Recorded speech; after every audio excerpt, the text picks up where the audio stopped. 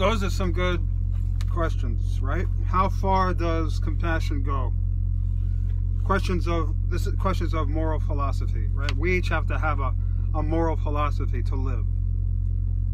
You can't reject philosophy. To reject philosophy, we're philosophical creatures, is to reject the soul, is to become nihilistic.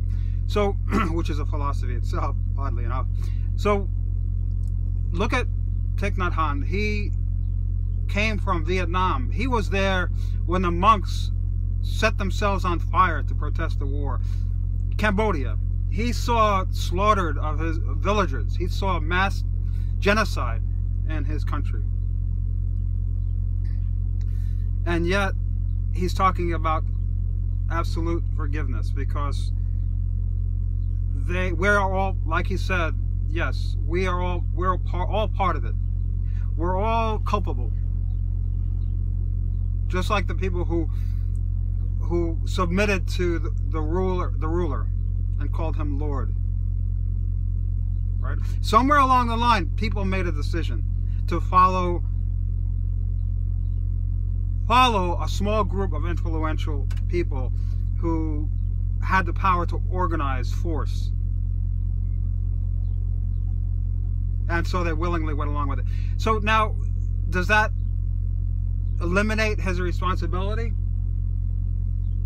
The same thing could be said for an alcoholic.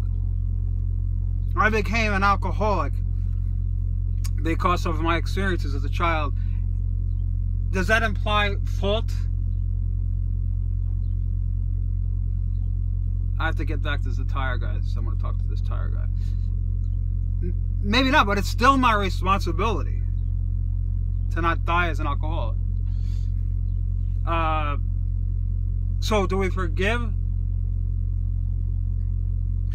But look at Thich Nhat Hanh. He had the capacity, even though through the suffering he went through, unimaginable suffering, he can say those words.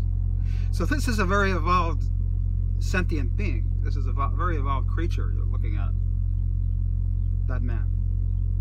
And if the world believed and lived the way he did, what kind of world would we live in, right?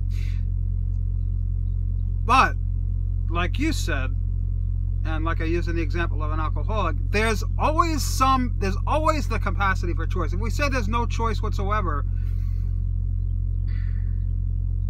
it's again a nihilistic question. There's absolutely no free will. And we've talked about that. There's different ways of looking at that.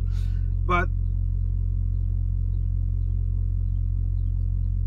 we know what's wrong and what's right. And we follow the easy path. As a pirate living among pirates, or maybe I was born in a pirate family and raised that way, you still know what's wrong.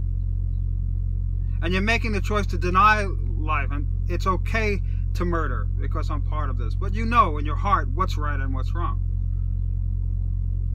So right, it's about having the courage, like in everything else, to remove yourself from the society that you're in.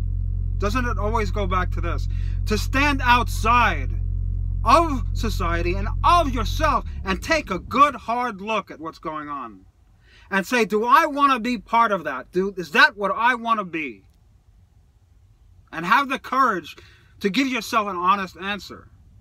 But first you have to have the capacity for seeing clearly where you are and what you are. Right? So no, I say no. I say death.